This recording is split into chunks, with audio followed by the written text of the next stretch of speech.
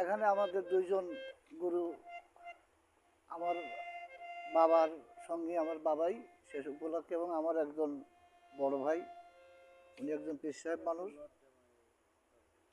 তাদের আমি অন্তর থেকে ভক্তিপূর্ণ সালাম, এবং যারা উপস্থিত আছেন তাদের প্রতি আমার সালাম শুভেচ্ছা। হয়তোবা এইরূপ গান অনেকভাবে অনেক জায়গায় কত মোবাইল ক্যাসেট টিভির মধ্যে হচ্ছে। এই জন্ম ধরিয়া জন্মান্তরে যদি এই গানগুলো এইভাবে মানুষ শোনে আর গায়, ফলদর্শী না। হাদিসে আইছে যে গানের নাম হলো জ্ঞান, গান হলো ব্যাজ্ঞান। গান হালাল, গান হারাম, গান জায়েজ, গান হলো বেদাত। তাহলে এই জিনিসগুলো যদি না বুঝা জন্ম করে একজন শোনে, জন্ম করে একজন গায়, তাতে লাভ নাই। ভিতরে যদি কোনো কিছু সার পদার্থ থাকে সেগুলোকে অবশ্যই দেখতে হবে, বুঝতে হবে, এবং সেই অনুযায়ী কর্ম করলে একজন মানুষ তরিকতে জাগৃত হতে পারবে। এর কারণের জন্যই আমি আমার ভাইকে বলছি, অনেক দিন ধরে গান বাজনা করতেছে, আমি জিজ্ঞেস করলাম তুমি দয়ালের স্মরণ করতে হও, এই দয়ালকে তুমি পাইবা, আর তোমার এই দয়ালটাই বা কিনা, কি বা তোমার রক্ষা করবি, কি বা তোমার রক্ষা করবি না, এটা বিষয় সম্পর্কে তোমার একটা নির্দিষ্ট থাকতে হবে। যদি কেউ কোনো কর্ম করে তার কিন্তু ফল আস্বাদন করার একটা আশা থাকে, যে আমি এই কর্ম করছি, ফসল করছি, তার থেকে কিছু পাবো, সেইটা নিয়ে আমি হয়তো আমার এই কর্মজীবনে আমি চলে যাবো। এটা বাহ্যিক জগতে। আর তরিকত জগতেও এইরূপ কিছু জিনিস এই কথার মধ্যে, এই কাজের মধ্যে রয়ে গেছে। সেই জিনিসগুলো মানুষ যদি উপলব্ধি করিয়া, সংগ্রহ করিয়া, মগজ এবং মনের মধ্যে ধরে সেই অনুযায়ী কর্ম করে, সে একজন সাধু, এবং তিনি একজন বৈষ্ণব, তিনি একজন গুরুদেব হতে পারবে। তাই লালন শাহ লেখছে যে তরিতে যদি বাসনা থাকে, করগার এমন সাধু সঙ্গ, ভজরে আনন্দের গৌরাঙ্গ। এখন হিন্দু শাস্ত্রের একটা কথা এর ভিতরে লুকায় রয়েছে, যে ভজরে আনন্দের গৌরাঙ্গ। আনন্দের গৌরাঙ্গ বলতে শেষ জামানার যিনি কর্ণধার, এনাকে বলা হয়েছে নিমাই। আর তার হলো সহধর্মিনী ছিল কিনা বিষ্ণুপ্রিয়া, এর কথা বলা হয়েছে। আর তো 3-4 যুগে চলে গেছে। সত্যতে নারায়ণ ছিল, আর তিতাতে ছিল রাম, দাভরে কৃষ্ণ, আর শেষ জামানায় এসিয়া ইনি হয়েছেন হলো নিত্যানন্দ গৌরাঙ্গ। তাই এখন এই নিত্যানন্দ গৌরাঙ্গটা বাহ্যিক জগতের মধ্যে দেখাইছে, মানব দেহের ভিতরে এই জিনিসগুলো রয়ে গেছে। আল্লাহ রাসূল এবং আল্লাহ, এই রাসূল এই পৃথিবীতে আগমন করার পরে মানুষকে হেদায়েত করে গেছে। যারা তাকে দেখছে, তাকে দেখে বিশ্বাস করছে যে ছিল। আর যারা দেখে নাই, তাহলে না দেখে তো কোনো বিশ্বাস করার কথা। দলিল বলছে যে না দেখে কোনো সাক্ষী হয় না। তাহলে তুমি যে আল্লাহর রাসূল ছিল বা তোমার হেদায়েত করার জন্য আসছিল, তুমি তো দেখোই নেই, তুমি না দেখে বিশ্বাস করবে কেমনে? যদি না দেখে বিশ্বাস করে বা না দেখে কেউ সাক্ষী দেয়, ওনাকে মুসলমান বলা যাবে না। দলিলে বলা হয়েছে উনি মুসলমান কাতারে থাকবে না। তাহলে এখন দেখার কিছু কায়দা করে গেছে, সেই কায়দা অনুসারেই আমাদের সেই পথে যাইতে হবে। আল্লাহ রাসূলকে আমরা পাবো না, আল্লাহকেও সেইরূপভাবে খুঁজে কেউ পাবে না। তাহলে কি পাবো? তার যে কথা, তার যে আইন বিধান আছে, সেই বিধান অনুসারে যায় আমরা সেই জায়গায় কিছু দেখতে পারবো, বা কিছু পদার্থ সেখান থেকে আমরা উপার্জন করতে পারবো। তাহলে দলিলে কি আসলো? আতিউল্লাহ, আতিউর রাসূলা ওয়া উলিল আমরি মিনকুম। আল্লাহ বলে দিল তোমরা আমার তাবেদারি করো, করো আমার রসুলের, এবং তোমাদের মধ্যে যারা হক্কানি আলেম জ্ঞানী পীর মুশাইখ, তাদের তাবেদারি করো। তাহলে এদেরকে কি বলা হয়েছে? রাসূলের পরিবর্তে এরাই হলো নায়েবে রাসূল। এই যে আমার একজন ভাই বসে আছে, যিনি ওনার হাতে হাত দিয়ে বাদ পড়লো, ওনার রাসূল তিনি হলেন, উনাই হলো তার দয়াল। তাই ওনাকেই উনি পাবে, এবং উনি তার তরাইনের ভার গ্রহণ করবে। তাই তোমার এই গানের ব্যাখ্যাটা ছিল এই, দয়ালের তুমি ডাকছো, তোমার দয়াল তোমাকে আর দেখা দেবে না, খুঁজেও পাইবে না। যাই,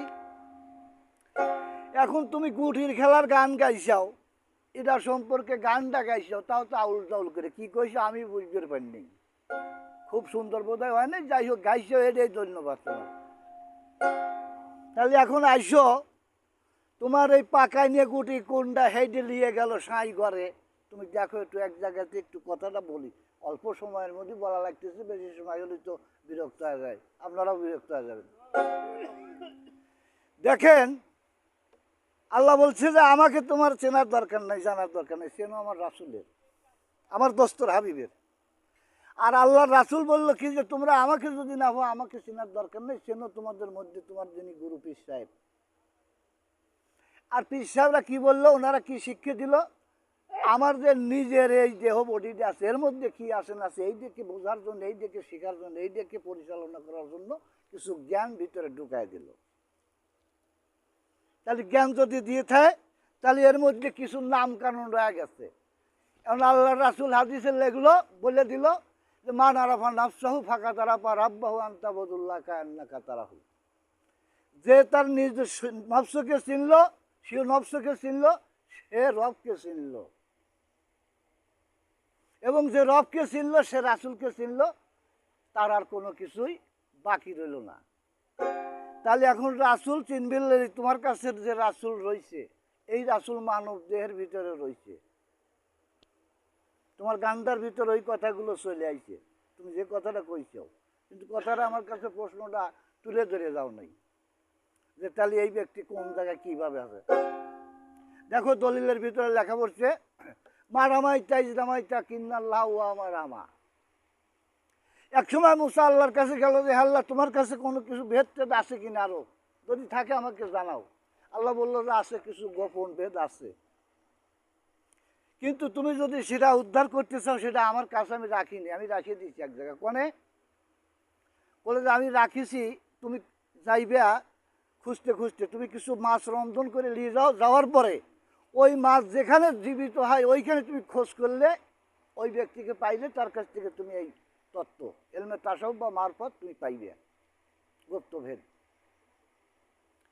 তো উনি যাইতে যাইতে এক নদীর কিনারে যায়, একটু রেস্ট নিল, ওখানে আলি দেখলো যে ওনার মাছ, এটা কিন্তু কোরআনের কথা, সংক্ষেপে বলি, মাছ জীবিত আসলে ওখানে খোঁজ করলো, খোঁজ করে পাইলো কি একজন ব্যক্তি, সেটা নদীর ভিতরে, পানির ভিতরে, খেজির আল্লাহ সাল্লাম।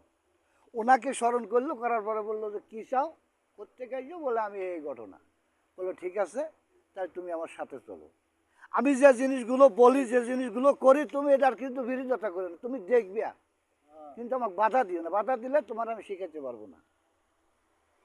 তো যাক, ওই জায়গায় না যায়, আমি একটু পিছিয়ে আসি, যে তাহলে এই স্থলভাগে বহুত কিছু রয়েছে, 18,000 মাখলুকাতের, তাই না? কিন্তু মারফত রইল কোনে, কার কাছে, যিনি জল ভাগে। ও ভাই, গান গাও, তুমি খালি এই জায়গায় যে গাইবে, এইটা আমি মনস্কামনা করি না, এইটা আশা করি না, আরো 2-4 জায়গায় গাইবে, এটাও আশা করি। তাহলে তার মারফত রয়েছে কোনে, জল ভাগে। তোমার এই জল ভাগের মধ্যে আবার কি আছে দেখো, আল্লাহ বলতেছে যে আমার আরশটাই জলের উপরে। কুরআন সূরা হুদ 7 নম্বর আয়াত, দেখো গা, আমার আরশটাই জলের উপরে। তাহলে কোন জলের উপরে? তোমার এই জলটা রক্ষা করা লাগবে, জল যদি না থাকে সেখানে আল্লাহর বসতি থাকে না। একটা গান গাই, ছোট্ট করে গান দিয়ে বসি, ওরা 2-4টে গান গাবি, আস্তে আস্তে এই 2-4টে কথা যদি বলার মতো তৌফিক দান করে মালিক, হয়তো একটু বলা বলি করার চেষ্টা করবো। লাল মিহে লেখলো এই জল সম্পর্কে, পানি সম্পর্কে।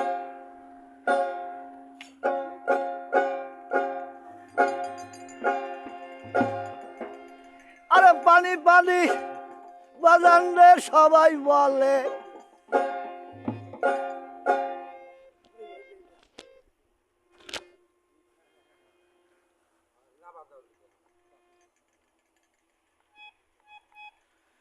ওরে বাজান পানি পানি, দেখো সবাই বলে, ওই হিসাব করে তার কয়জনা রে কয়জনা।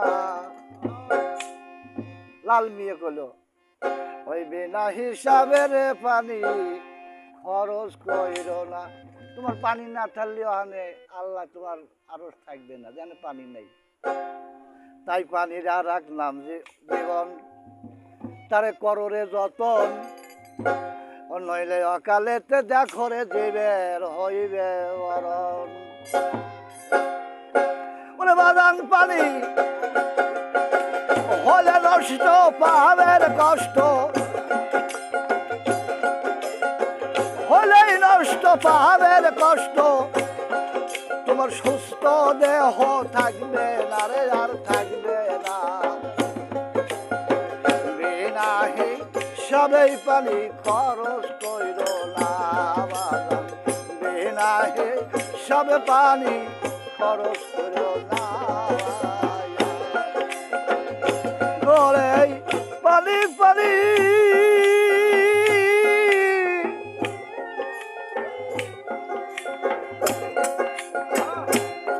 সেই পানি পানি সবাই বলে বাজান, পানি পানি সবাই বলে, হিসাব করে কইল না রে, তার কইল না। বিনা হিসাব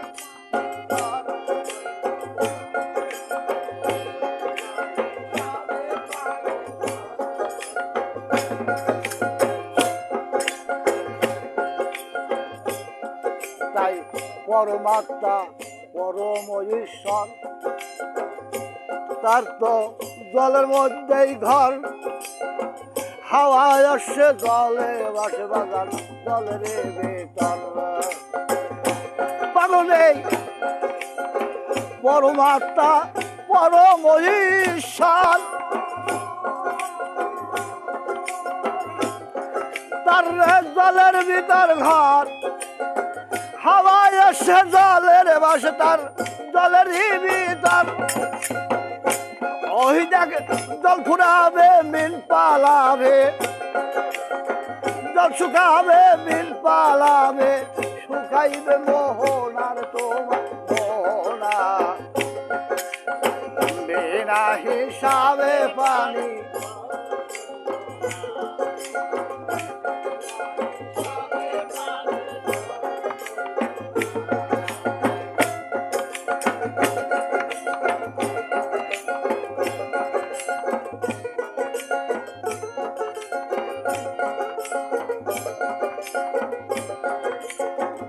ধরে রাখিও, ভালো না। তাই পরমাত্মাই পানি পরম পতি, বাগানে তার রে কর সদ্গতি। সেই পানি যতন হইলে রে পরম হবে বসতি, পরমাত্মাই পানি পরম পতি। পানির যতন হইলে রে পরম হবে বসতি। তাই লাল মিয়া কয় বাজান, সেই লাল মিয়া কয়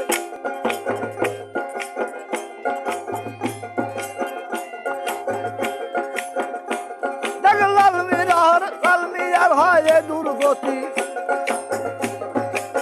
লাল মিয়া হয় এই দুর্গতি, তার জ্ঞানের বাতি জ্বলে না রে, জ্বলে না। বিনা হিসাবে পানি খরচ করো না রে, পানি বিনা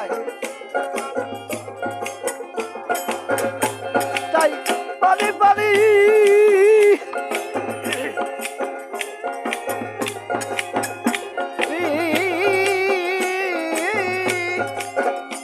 সেই পানি পানি সবাই বলে বাগান, পানি পানি সবাই বলে, তার হিসাব করলো কয়জনা রে, কয়জনা।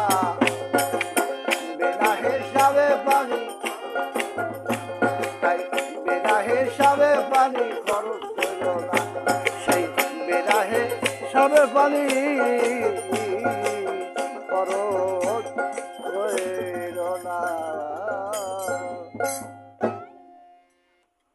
তাহলে আমার যিনি বিপক্ষের শিল্পী কাউন্টার করছে, তার কথাগুলো আংশিক হলেও আমি বোঝানোর চেষ্টা করছি। তাহলে তোমার কোন গুটি পাকান লাগবে, তুমি এখন এই যে সম্পর্কে ইশারা দেওয়া হলো। তোমার গানের ছন্দের সাথে যে কথাটা ছিল সেই কথার পরিপ্রেক্ষিতে আমার এই গানটা বলার প্রয়োজন হয়েছে।